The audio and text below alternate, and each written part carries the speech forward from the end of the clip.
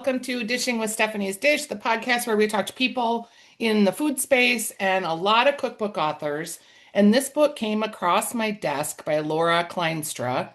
And right away, I was like, pie.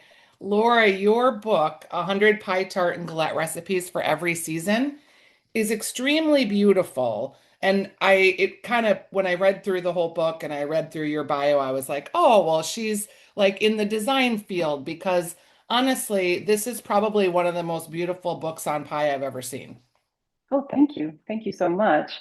It's so Um, incredible. Like just the way that the pies are decorated, the color choices that you used for the intros, everything is laid out so it feels easy, accessible. Even like the whole rolling out the pie dough section, there's tons of pictures, the decorating of the lattice work. It's a really well done book. Congratulations. oh, thank you so much. Um, What's your background and how did you come to be the pie aficionado? my background is actually cover design. I'm a book cover designer, an art director. But I also, during all of the time that I've been an art director, I've also worked on a lot of cookbooks. So I gotten to go on a lot of photo shoots, work with food stylists and photographers. And during that whole time, I just kind of sat back and watched and learned all the bits. And it took time. I'm a self-taught photographer. It took me a long time to really figure out how to capture light correctly, and light is really the key to getting a good photo. So yeah, it was a lot of trial and error, but eventually I figured out a system to get my camera mounted correctly. I shoot manually and get that light. But I consider every photo similar to what the way I look at a cover design. It's not just here's your pie or whatever it is you're shooting. There's a lot of things going on around it. And so it's telling a story. The photograph is telling a story. It's giving you a sense of the time, especially like the fall ones are a lot of fun to shoot. So many great things to prop that you can put in with the photos for the fall shots. And it's a lot of fun. Did you amass a large library of props and did you have things already or were you always on the lookout? This is my third book, so I had a lot of props already. I have like all these storage shelves downstairs. I have the weirdest things. You know, I go to antique stores and I'm always looking for old boxes and just everything, pretty much everything that could possibly have anything to do with baking. If I go to an antique store, I'm always like, I need that, especially pie servers, old silverware. Like Yes. I hate photographing with a shiny silver, piece of silver or a new one that it never, for one thing, you can end up reflecting your camera in that. So these old patinaed silverware and things like that are just fabulous to have. Like you just gotta have a ton of those in your Agreed. Agreed. Thus my sort of background of stuff from my cookbook styling myself. In Can we talk about pie crust? Do you have like what you would say is your definitive pie crust that you mostly use? For sweet pies, there's a recipe in there called a maple pie crust, and that's actually my favorite crust to use. It's very similar to a regular crust, except for a lot of the liquid is made with a pure maple syrup.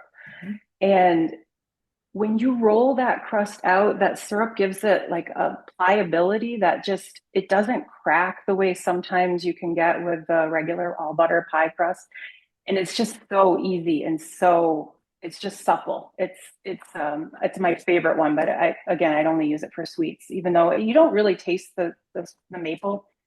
It's like, you know how when you add maple to something, it doesn't have a strong flavor. It's Yeah. not as strong as what you would expect it to be. But it's if you're beginning, that would be my crust recommendation for somebody who's just beginning because it does make it really easy to roll out. I love I this know. tip because I use vodka in my pie crust to kind of do the same thing. It gives you that moisture when you're putting the assembly together and the roll, but then it bakes out in the final Right. product, so you get kind of a crispier situation. Maple, I've never thought of that. I wonder, have you ever tried honey? Would it do the same thing? I haven't tried it. I would expect it would, and it would just add a little bit of sweetness. The other thing is buttermilk. You can add a little buttermilk that I don't know if you've ever made pie dough and then put it in your refrigerator and left it in there for 2 days and it starts to turn kind of like a gray color. Yes. When you add some acid, like from the buttermilk, it keeps it from doing that. I'm not sure. I don't know what the science is behind that, but Oh, a that's little, cool. I think the vodka might too.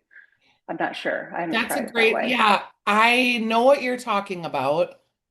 And I'm trying to think if I've noticed it with or without vodka, and I can't say truthfully I have. But like a lot of times for Christmas or Thanksgiving or any of the special holidays, you're making your crusts in advance because you've got so much to do. So that's a really Mhm. great tip. I love it. Yep. Yep. And you can also freeze pie dough. So you can make, if you're having Thanksgiving and you can do it a week ahead, just wrap each one individually and then put it inside a freezer Ziploc bag and then throw it in the freezer. And that way you've got something that's totally done even a week in advance.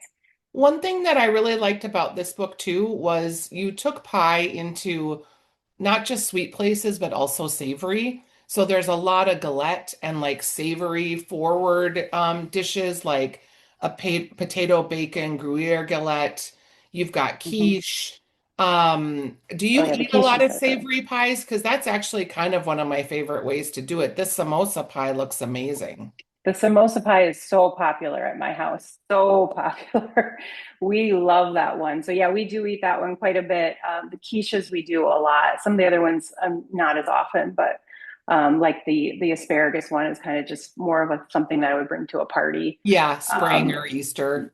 yeah, like that first time when you asparagus is one of the first things that comes out in the spring, and so you're just like dying to get something fresh. We And talked it's a before I started the podcast that she's in Michigan, I'm in Minnesota, and literally like when you see anything green at the store, and we always jump the gun, right? Because yeah. we get produce from the coast before we get our own, but there's nothing better than like your own homemade asparagus. Yes, and the rhubarb is the other thing that comes up the soonest. And it, again, I love rhubarb. It's just So a do I. I think that's my next book, actually. It like a just, whole rhubarb book. yes, because That'd be I'm cool. obsessed with it and I have like 60 recipes. So I'm like, I'm about Wow. halfway there.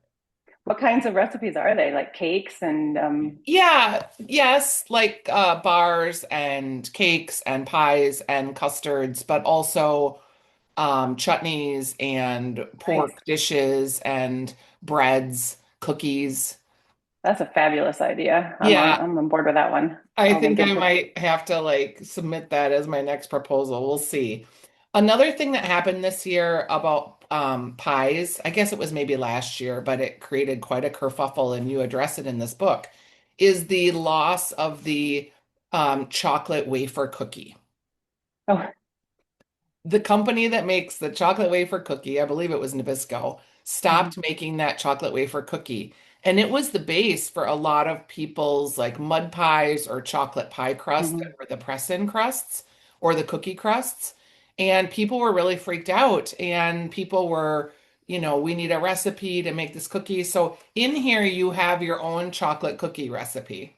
Yeah, yep. It's got the black cocoa in it. Like it's actually like an Oreo, but without the.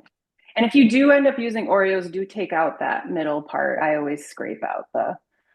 If you don't, you're going to end up with kind of like a too much butter, and it's not going to work. But yeah, you can make your own so that you're not adding all these preservatives and yucky things into your pies. But sometimes people don't have time. I mean, I totally understand that. You can't Yeah, always make and I your own. guess maybe depending on your audience too, like if you're making something for a kid's birthday party, maybe that Hmm. filling will be fine. Not that we feed our kids less delicious things than we feed ourselves, but come on, we kind of do. Um, Sometimes. I do love to, there's a lot of detail in this book about garnishes and Hmm. sauces. And the white chocolate cranberry tart is just a beautiful photograph, but it also has these sugared cranberries. Tell me Yep. about those. And obviously putting them on a tart is delightful, but what else could we do with those? Because those were just gorgeous. I've used them on cakes and just even like even if you're doing a spread like a holiday spread, Oh yeah. they look beautiful in a little bowl. And that same method, the method to make those is you create a simple syrup and then you dunk the cranberries in the simple syrup, and then you let it dry and they become really sticky. And then you roll them in sugar. So they look really beautiful. But you can do that same process with mint leaves, rose petals, rosemary, and it's just a beautiful garnish, especially in the winter because it has that sparkle to it. It just makes it look more special than if you were just going to, lay a sprig of rosemary next to something. When you started making pies, do you remember how old you were and what is it about pies that captured your imagination? Well, I really like the handmade nature of it. The fact that I before I made pies, I was a cookie baker. Cookies were my thing because that's the easiest thing when you're a kid. And I baked since I was basically able to. My mom was a wedding cake baker, so we had all the supplies and all of Oh, the wow. yeah, all the inspiration was there. Yep. Um, but I didn't start making pie. And my mom, she loved pie too, but she always used the pie crust from the box, which I kind of hate, but Same. Same. but she just didn't like rolling out dough, so she just used the rolled up version, which you can buy better versions than the red box. There are some Trader with the Joe's is surprisingly good. I think that yeah, Whole Foods has one too that's butter instead of like the other weird oils that are in the other Mhm. one. But I think maybe all of my love of like rolling out cookies, and then you kind of turn that into rolling out dough. It was a learning curve. I don't think that we just all naturally can know how to make a pie crust and how to roll it out, and you have to practice a little bit. But the lovely part of a pie versus a cake or a cookie is that there's just more of your hands involved. And because I make so many things electronically and digitally, because I'm a book cover designer, so Yep. to be able to make something physically with your hands is both relaxing and satisfying, and I think it makes like a more special finished product. It makes a great gift or something to share with people to bring to the office or a party or a potluck, and it just feels like a pie has a slightly more personal touch to it than maybe a cookie does or a bar. Even though I love cookies and bars, don't get me wrong. Yes. Tell me about your other books. So this is the Homemade Pie Cookbook is the first book I've written by myself. My book just before this one was called Gather and Graze, and I wrote with my former colleague who is also an art director. She does she works at HarperCollins. Sure. Mumtaz Mustafa, and I have it right here. This is Oh, at look at Gather and that. Graze. That's So beautiful. this is more of like a party table spread book. So Mumtaz is brilliant with savory food, and I'm more of a baker. She's from Pakistan, so she's Yeah. got this really broad sense of spice, and just brilliant with the savory. So we split this book up by anything that was baked in the oven I've made, and then pretty much everything that was cooked on stove she made, and it's divided by country. So it's a really fun international style party book. I love that. I'm glad you And, brought it to my attention. I'll for sure put that in the notes. yeah, it's quite fat. It's there's over like 170 recipes in it. It's Wow. not a lightweight book. And then the book before that I wrote with my mother, uh, Oh, look at that. Cute. Chris, Christmas baking. And this one it does well every holiday season, and it's been out for I think 5 years, and so it's kind of a perennial, hopefully at this point. And it's just all my favorite Christmas baked goods. There's a breakfast chapter in there for Christmas morning. Holiday high points. What's next? I got my way, and who knows if I will. I would like to do a fall baking book. What would that That look would like? I'm thinking apple. You have quite a like pumpkin chapter in here with all Yep, the yep. It different would have all pumpkin. of those cozy. It would just be all the cozy recipes. And I just love the styling of fall too. Fall's one of my favorite seasons. So Yeah. that would be super fun. But I also have another idea for called like I want to call it Paradise Baking or Baking Paradise, which would be all tropical recipes, which would be That's a fun. great idea, and that's not something we've seen before. I haven't seen it. No. I have a second home in Guatemala, so I could do a lot of the photography there, which would be fun. It The would be first, cool. yeah, the first few recipes in the homemade pie cookbook were shot in Guatemala. The lime, mango, and the hummingbird pie. So I got all of those props while I was down there. Yeah, in the and beautiful colors. You also dedicate like a whole spread to apples for pie. And we just talked about this on our TV show that I'm on. And Honeycrisp is obviously an apple I use a lot because it's Minnesota Yeah, made. Granny Smith is an apple that I think works really well for pies. Do you mix your types of apples when you're making like sometimes, apple pie? sometimes I do. The pink lady is actually one of my favorite ones now that I've been, baking so many apple pies. It's got like a tartness to it. But yeah, there you can mix them for sure. Just don't ever use a Macintosh. Yeah. Or like the Red Delicious, which is now Oh yeah, that's the worst selling apple. I don't think they're very delicious. They're not. And it's kind of funny that like that was like our lunchbox apple for basically our whole lives. Like, why did we have to eat such terrible apples? I'm so glad they've gotten better. Yes, there's some. I mean, pretty much every variety is better. Yes, pretty much. When you make a galette or a tart, let's just say savory, do Mhm. you adjust that dough at all, or do you use your same basic pie dough? I use the same. Well, the tart is a totally different dough, but the galette is the same pie dough as the regular pies. And just And you kind could use of, the yeah, you could use the maple pie. You could make the maple crust for a galette as well. okay. If it's a sweet, I wouldn't put it on a savory. When would you ever make, like, I love the idea of slab pies because I think they're kind of cool looking, but they seem like they're just not great. Like, I don't know, who's going to get the middle piece? And then it's just always like so messy and kind of falls apart. I love the idea of like everyone getting a little bit of crust on the edge and then having their perfect little triangle. Do you serve slab pies a lot? And am I missing the boat here? Oh, not a lot, but I would bring them to more of like a potluck or something. The same thing that I would bring bars to, although you really can't pick it up and eat it quite Yeah. often because it's going to be kind of a more gooey center than a bar. But it's just you get a little bit more. It's going to go farther than a pie. So if you just want to bring one thing and it needs to cover more people, I would bring a slab pie for that, like a potluck, summer potluck. People always ask me what my favorite recipe is in my book, and I always have the dumbest answers. So if I ask you what's your favorite recipe in your book, do you like have a answer that you're set on?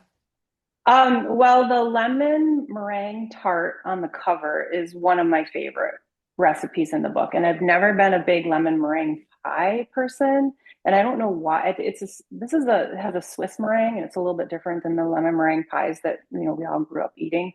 And I also feel like lemon meringue pie has too much lemon to like the crust is too little to the lemon, like the And then you ratio. get the big like meringue Guava, part, yeah, like, yeah. So this I feel like is the perfect ratio of meringue to lemon to crust. It's got a thick shortbread crust on it. So it's actually kind of reminiscent of those lemon bars. And you're from the Midwest, so you probably had yes, those lemon bars where that you press everybody in likes the to. crust. Yep. It's kind of like an elevated version of one of those lemon bars. Okay, I'm gonna have to try it because I always make something with lemon for Easter. It's sort of just something I do for the big Easter brunch. So maybe I'll use this as my recipe this year. Yeah. How long does it take you to work on a book? Um, well, I mean, it's hard to give a full because there's a lot of time thinking about it and planning. Like my first step to doing a book is writing the table of contents. Yep. Is that what you do too? Yes. Yeah. I do an Excel So spreadsheet of all the recipes I think I want. Then yeah, I sort of like try to organize them in some way. And then I start like thinking about the narrative and where I'm going to put it, right. how I'm going to Right. start. And so there's like this long thinking period that you're not, it's just I don't know. It's hard to put a time on how long it takes. But once everything is set and I've gotten a few shots done and a few recipes tested, I can do a book in a year and a half or a year. Hmm. if I'm really focused on it. But I'm Yeah. also doing all the photography and the design, so it's a pretty intense process. Yeah, because I just submit my photographs and my Word docs, and the designer makes it look pretty. And gosh, you have to do Mhm. the whole thing. That is harder. And I don't have to, but you've done this much, and I am a designer. It's kind of hard to hand the design Of off to course. somebody else when you're when that's like what I do. So yeah. Of course. When you think about other cookbooks that you love, whether from a design feature or from just like that you go back to them and use them a lot, give me like a couple of your favorites. The Martha Stewart's baking handbook. I don't know if you have that. It's got an orange spine. It's kind of like a go-to, like, oh, I want to make banana bread. It's just so reliable. So that one is always in my kitchen. I also really like the Bake from Scratch series. Have you seen those big? They're really huge. I think they're not written all by the same person. I think there's an editor that collects Yep. recipes. It's based on the magazine, I believe. But the thing I love about those is there's so many recipes in those books. They're just loaded with recipes, and then you can just kind of page through and get like all kinds of inspiration and ideas. So I love those. I'm a big fan of Erin Jean McDowell, who is also a pie person. I like watching her on like her videos and stuff. Do you And watch a lot of people like on YouTube? I'm not a lot, no. I mean, mostly on Instagram. I'm Oh, watching, the quicker reels that come through, and yep. that's one of the things that made me so inspired to want to do the fall thing is when the fall baking stuff starts coming out on Instagram and all these beautiful baked goods and this wonderful mood of cozy comes through. It's like creators are just amazing at how they put this mood out there, and I love it. Yeah, it's pretty delightful. Um, I was just gonna think of another question I had for you, but it totally just fell out of my brain right as I thought about it. Um, have you ever had the chance to meet like any other bakers in any of your cookbook travels? Specifically bakers, it seems like most of the books I've worked on have been more chef related, like cooks, like Melissa Clark. I worked Mhm. on some of her cookbooks. I did the photography for Brie McCoy. I don't know if you've seen her book. It's called The Cook's Book. Yep. I did her photography for that book. So yeah, I've that kind of stuff, but I haven't done any specifically for bakers. So If in your work life, do you like when someone gives you a recipe and you're like the person that photographs it and does the final, like, is that an appealing piece of work for you? oh yeah, I love to do that too. Yeah. Yeah. Actually, got a couple of them in the works right now that are coming down the pipeline. There's So a I lot of like to, creators that do that, and I didn't realize that, but that they maybe have a favorite recipe or they have recipes, but they don't have the time or they don't want to be the one who puts it together for the book, so they hire all that out. Do you get any jobs like that that are one-offs, or do you mostly just do like a whole project? mostly a whole project. Yeah, it's Yeah. it's interesting. There's a lot of people out there that will cook your stuff if you find the right person. And um, I didn't realize that that was such a robust business, but apparently it is. Do you keep like a food blog yourself, or is it mostly just the book? I'm mostly in the book, but I have my friend who wrote Gather and Graze with me we have an Instagram that's called Spice and Sugar. Oh, She's cute. the Spice and Sugar table because Spice and Sugar was taken. Um, and she's the spice and I'm the sugar, of course. That's sweet. And you guys share it, so you just post when you're inspired. Yeah, yeah. And we haven't posted it as much as we should. Yeah, sometimes like what sounds good and feels good just falls away, right? It's no reason or rhyme, just all of a sudden you're like, not as interested in that anymore. Well, I think we're so both of us are so focused in the book world and Yeah. our careers are very busy. So it's like I feel like to really maintain one of those, robust social media sites, you have to be pretty much focused on it. Yeah, some Yeah. people post like on Facebook like 12 times a day. I don't know how Mhm. they manage it all, but do you watch any baking shows? Like, are you a great British Bake Off aficionado or I don't. I watch almost no TV. Okay, so I love that. And you have chickens too, right? And I do you have have, chickens and duck. Hmm. okay, Yep. and do you eat the duck eggs and the chicken eggs, obviously? Yeah, usually the duck eggs I use in baking. I don't, it has a slightly different flavor, and if you're not used to it, it's kind of like it feels a little weird. But they're actually have a higher fat content in a duck egg, and they're really great for baking, especially for cakes. And Oh, yeah. I love that. I don't think I ever thought about duck eggs in context of baking. That's so neat. Mhm. They're a little larger, so sometimes you have to be a little like careful because Yeah. they might end up being too much egg in your depending on how many eggs are in the like if there's four eggs, you would probably only put three. Yeah, and you can So kind of yeah, see it too when you have yeah. the egg, Mhm. like the size. All right, the book is the Homemade Pie Cookbook. It's 100 pie tart and galette recipes for every season.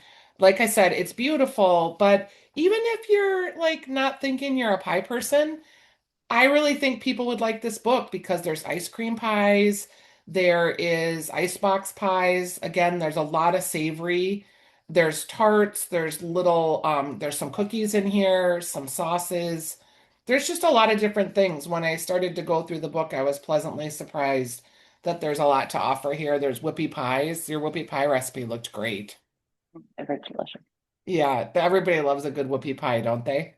Yeah, I thought I might be stretching it a little bit with that one, but I'm like, it's called pie, so It's that's a fine with me. pie. That's right. It's Laura Klynstra, the Homemade Pie Cookbook. Thanks for being with me today, Laura. Thank you so much for having me. It was Yeah, for fun. sure. And when you get your next book ready, give me a call anytime. I love talking to you.